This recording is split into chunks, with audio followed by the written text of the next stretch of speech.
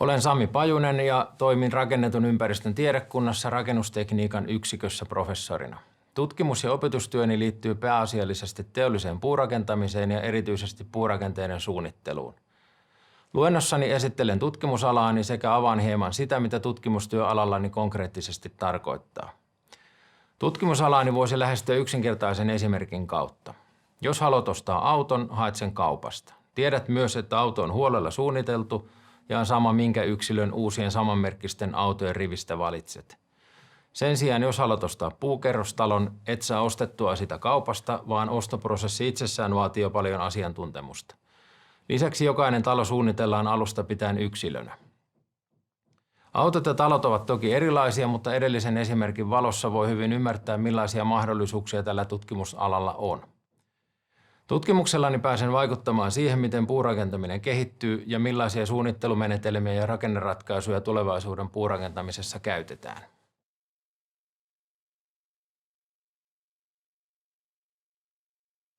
Teollisella puurakentamisella on muutamia potentiaalisia kilpailuetuja, joiden vuoksi puurakentaminen tulee väistämättä lisääntymään tulevaisuudessa. Ekologisten arvojen lisäksi yhtenä tärkeänä etuna on puun keveys, joka mahdollistaa suurten elementtien tehdasvalmistuksen ja tätä kautta aiempaa nopeamman rakentamisen. Lisäksi puu on materiaali, jonka valmistus raaka-aineesta rakennustuotteeksi vaatii vain mekaanista prosessointia ja täten verrattain vähän energiaa.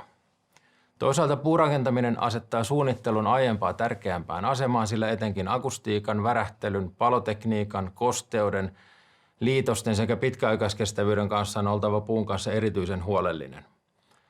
Tässä yhteydessä on myös paikallaan huomauttaa, että julkisesta keskustelusta tuttu vastakkainasettelu teollisen puurakentamisen ja perinteisen betoni- ja teräsrakentamisen välillä on asia, joka ei kuulu enää tähän päivään.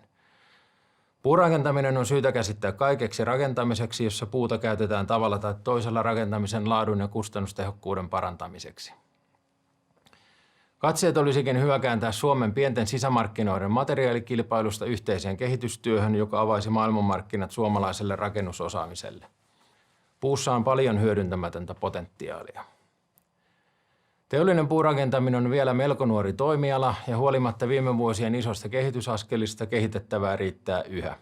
Puurakentaminen, kuten muukin rakentaminen, on kokonaisuus, jossa monen osatekijän on pelattava hyvin yhteen, joten tutkimustyökin tällä alalla on väistämättä monialaista ja läpileikkaavaa. Parhaimmillaan teollinen puurakentaminen toimii tulevaisuudessa koko rakennusalan kehittäjänä.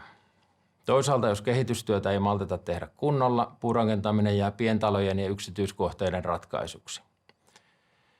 Otetaan esimerkiksi alussa esitetty tilanne, jossa jokin yksittäinen toimija haluaa ostaa puurunkoisen kerrostalon.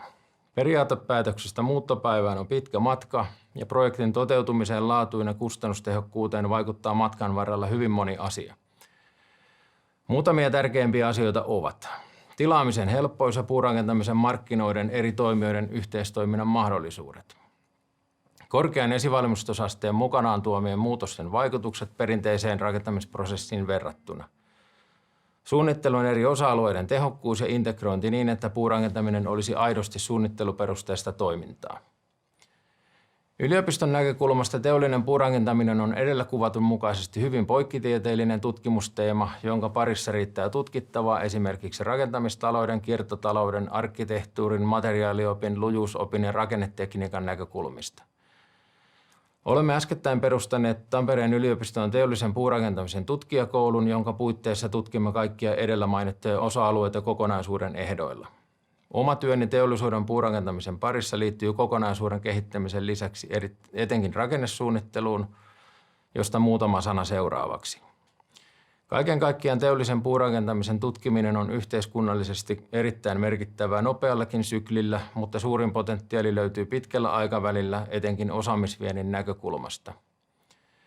Itse olen aloittanut tutkijan urani hyvin teoreettisen lujuusopin epälineaaristen laskentamenetelmien parissa ja nykyisessä toimenkuvassani pystyn hyödyntämään näitä oppeja, mutta tutkimustyön mielekkyys nousee nimenomaan tutkimuksen ja siihen liittyvän opetustyön yhteiskunnallisesta merkittävyydestä.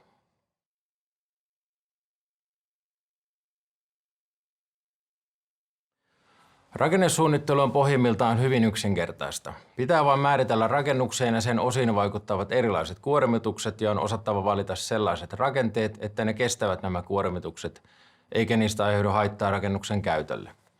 Oikeastihan tämä on yksinkertaista vain periaatetasolla. Rakenteiden kestämisen osoittaminen sekä käytön aikaisen oikeanlaisen toiminnan todentaminen vaativat todellisuudessa hyvinkin monimutkaisia laskutoimituksia, jotka pohjautuvat pääosin lujuusoppiin. Olipa rakennusmateriaali mitä tahansa, kaiken pohjana on nimenomaan korkeatasoinen teoreettinen lujuusopin osaaminen ja rakennusmateriaali tuo tämän päälle omat erityispiirteensä. Puurakenteita suunniteltaessa tietyt puun ominaisuudet aiheuttavat suunnitteluun uudenlaisia haasteita. Rakenteiden värähtely nousee usein suunnitteluhaasteeksi rakennuksen välipohjissa tai toisaalta korkeiden rakennusten tuulen aiheuttamassa huojunnassa. Värähtelyyn vaikuttaa merkittävästi materiaalin jäykkyyden ja massan suhde, joka puulla on hyvin erilainen esimerkiksi betoniin verrattuna.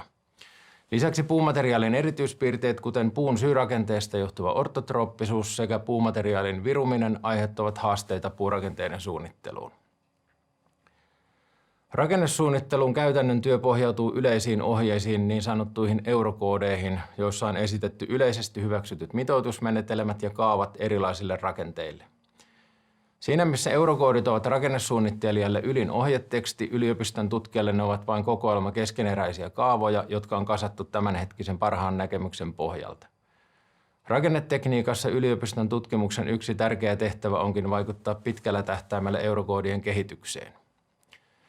Tällä hetkellä puurakenteita koskeva eurokoodi 5 sisältää 232 sivua, kun taas esimerkiksi teräsrakenteiden vastaava eurokoodi on yli 1300 sivun mittainen kokoelma. Ero on siis 6-kertainen. Lisäksi eurokoodissa on erillinen osa betoni-teräsliittorakenteille, mutta ei vielä puisille liittorakenteille. Näidenkin lukujen valossa on selvää, että puurakenteiden osalla on vielä paljon kehitettävää, jotta puurakenteiden suunnittelu saadaan entistä kattavammaksi, sujuvammaksi ja kustannustehokkaammaksi.